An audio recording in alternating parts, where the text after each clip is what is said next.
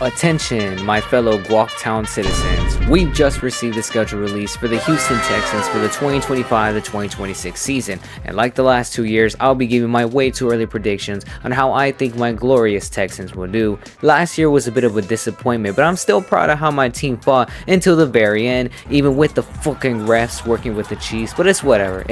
Now, a lot has happened while I was in Spain, whether it be the draft, free agent signings, firing Bobby Slowick. Now, just how exactly do I feel about my Texans this year? Well, I'm eager to see what new OC Nick Caley will provide to our offense, as well as how Stroud will shake off the sophomore slump he had last year. But none of that compares to my worries for the offensive line, because I still don't think we got Stroud a lot of protection, shawties. But maybe that's just me. Someone prove me wrong in the comments or something. This year, the Texans are in an interesting position. As y'all can see, many power rankings are considering us a mid-team thus far. You know what? Rankings are irrelevant anyways. Who gives a fuck? Well then, let's see what the schedule makers were cooking this year. I usually skip over preseason, but fuck it, we going undefeated. Money Draft Mills will lead us to a perfect preseason and win us the preseason championship. Thank you, Davis Mills. I'm your number one fan. Give me a jersey, please. First up, before we start, we have some primetime games once again, shawties. Last year, we went 2 for 6 in primetime games, so hopefully this time around, it's gonna bring something different. Our first primetime game is against the Buccaneers, followed by the Seattle Seahawks, then the Bills, then the Chiefs. Honestly, some pretty solid picks for primetime, I'm not gonna lie. We'll get into it as we go through the schedule predictions. But yeah, primetime games. Let's go 4 for 4 this time? Huh? Is that too much to ask? Is that too much to ask?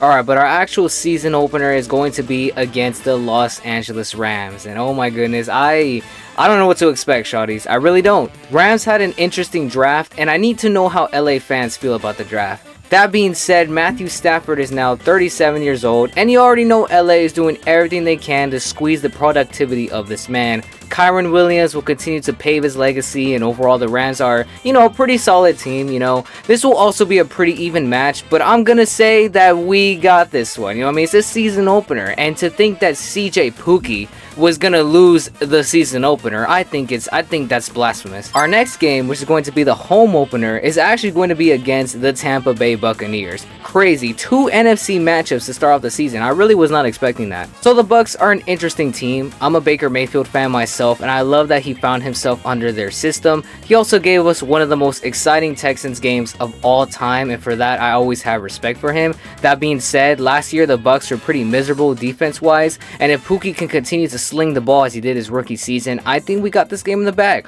Offensively though, Buccaneers are a menace, so it's up to our defense to step up as well. It's going to be a dogfight, but I think the Texans got this one too. Next up, we have the Jacksonville Jaguars in week 3, and you know what? I'm not worried about this game at all. I'm not even gonna lie to you. I'd feel more confident though if it weren't for them selecting who I thought was the most talented player in the draft, which was Travis Hunter. Now, I don't know how they'll use him, but this guy is a dog on both sides of the field. The question is, will Lawrence finally play up to his full potential? We've seen flashes of this guy throughout his career, but remember, this guy was seen as a generational talent. I say CJ Pookie will show Trevor how a real prince plays. We'll take both games. Yep, I'm jumping ahead. We're taking both games. Next up, we have the Tennessee Titans, which is going to be played at home. Now it's Cam Ward season in Tennessee, meaning no more Will Levis memes. Unfortunately, Titans are still rebuilding, but Cam Ward is sure to be a hefty challenge regardless. We can't take these rookie quarterbacks lightly anymore nowadays, I'm telling y'all. That being said, Titans had a field day during the draft, drafting edge Oladejo from UCLA, Chamir Dyke from Florida, Ayo Manor from Stanford, and our Texans tight end Gunnar Helm. Like I said, this team is getting their weapons ready, and I believe there's still a long way to go for them to be an actual threat for playoff contention. I still say we're going to season sweep them. Next up, the Baltimore Ravens. Oh boy, where do I begin? That game on Christmas Day, I mean, good lord, what a pitiful showing on Beyonce night. Scoring just 2 points on Christmas Day. Cheeks jiggled on national television. More people saw this than the NBA games, by the way. Lamar Jackson cooks during the regular season. Ravens have been knocking on the door for a Super Bowl since like 2019. I feel like this year Lamar is going to be extremely pissed off. I'm sorry, Texans. I'm gonna have to give this one to the Ravens this time. It's a fair prediction, alright? I'm trying to be fair. I'm trying to be objective. You know what I mean? Hope y'all can tell. Next up, after the bye week, we have the Seattle Seahawks. Seahawks are an interesting team to watch out for this season, especially after they drafted Jalen Milroe, giving Sam Darnold some competition. All I know is that Sam better know how to perform when the lights are bright. He smoked us last year when he was on the Vikings, but I think the Texans take this one as this Seattle team is literally redefining his identity as we speak. Finding your identity takes time, Seattle. Unless you're like my Pookie. Next up, we have the San Francisco 49ers. 49ers were rated during the free agency period, but what they were able to get from the draft was a pretty decent haul. An extension to Purdy and Kittle would definitely help them in this battle. I'm predicting us to lose this game only because of the defensive prowess 49ers have always shown, and if our own line doesn't show up, yeah, it's wraps. Dogfight, but I'm giving it to San Francisco just to be nice. Whatever, shoo. Next up, we have the Denver Broncos. This one is going to be really interesting, shawties. Broncos are an interesting team because Bo Nix showed flashes with last year being the first time they made the playoffs since Peyton Manning. I'm low-key a bit nervous for this matchup. I don't know, and they drafted Jahdae Brown from Texas as well, adding more to that scary secondary. Who would have thought that after the train wreck of the Russell Wilson days that they would be in good shape now? I still think CJ outperforms Bo Nix. I still say Texans have this one. Next up, we have the Jaguars again. Like I said, sweep. Next up, we have the Buffalo Bills. Well, last year taught us that it don't matter who the supporting cast of the Bills are, as long as they have Josh Allen, then anything's possible. Last year's MVP will for sure want to get revenge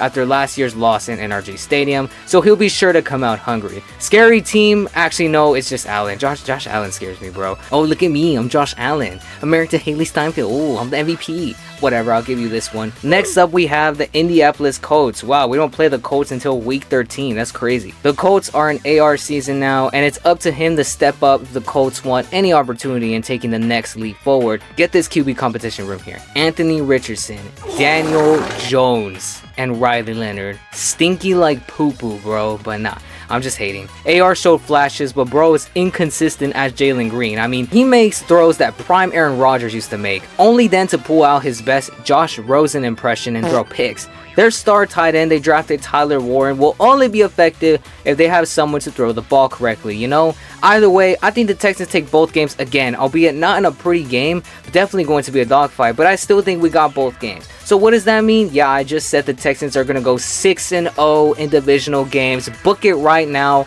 This will happen. My predictions are always correct. Next up, P-fucking-U, we play the Kansas City Chiefs again. And after last year's divisional round where the rest were slurping Mahomes' meat on live television, we already know it's going to be a 2v1 off the rib. That being said, I know Pookie Bear is going to come in with something to prove. He's 0-2 against Mahomes, and I have a feeling he's going to cook. Have y'all seen him on social media anywhere, Pookies? That's what I thought. He's in the lab as we speak. No more podcasts, no more collabs, no more playdates with Micah Parsons, just working on his craft behind the scenes. I say we take this game. Next up, we have the Arizona Cardinals. The Cardinals went all in on defense in this year's draft, and you know what? I can respect that. Sucks that Pookie Bear is going to spank them himself. Anyway, Cardinals have been that team with a lot of potential for a while, but they have to push through the growing pains. Kyler Murray has been their guy, but they're going to need a lot of help offensively if they want to keep up with the Texans, but I say we win this game. No offense, guys. Alright, we're approaching Christmas time. We're going to be taking on the Raiders. Now look, I have not taken the Raiders seriously in years, but picture this offense, Pookies. Ashton Jeanty as the running back. Wide receiver Jack Beck. Brock Bowers at tight end with Geno Smith leading the huddle. I don't know, let's not sleep on this team now, although they are in somewhat of a rebuild, obviously. Pretty stacked draft, all things considered. But the Texans are still winning. Next up, we have the Chargers, which is yet to be determined on what day we're going to play them. The Chargers possess a pretty talented team, especially after this year's draft. Finally adding weapons for Justin Herbert was definitely their end goal, and that's exactly what they did. Omarion Hampton, Trey Harris, I mean, damn, bro, that offense looking good. With head coach Jim Harbaugh, this might be a very neck-and-neck match, shawties. This might go into overtime, to be honest, but guess what? I'm predicting us to take home the win. Why? Because we own them in the wildcard round, and I expect the outcome to be no different. Chargers will forever Charger games away like clockwork. I know with Harbaugh, they're this close to breaking away from the stereotype, but not yet, Chargers, not yet. You still got a long ways to go, buddy. And finally, we end off the season in a divisional matchup against the Colts. And I'm gonna say we beat the Colts again. Just saying, you know what I mean? Unless AR shows me something very special, then I have no reason to believe that we cannot defeat the Colts. Alright, so in the end, best case scenario, our team goes like 14-3, maybe 15-2, you know. Worst case scenario, we end up with the same record as last year at 10-7. Anything below 10-7, like I said last year, not counting injuries, will be quite a bummer, because we are still trying to take that next step into the elite category as a team to be considered true title contenders. Because right now, I mean, as good as we are, I can't really say that we are true title contenders. We haven't really showed that to the world yet. But we are this close, shotties. We are this close. Just need to get our act together. CJ needs to, you know, shake off that rustiness. You know what I mean? And our offensive line needs some work. You know what I mean? Can't wait for the season to begin, my pookies. Until then, I at least have the NBA playoffs for now to keep me company. Missed y'all so much. I'm back from Spain, and I'm ready to start creating. I'll see y'all next time.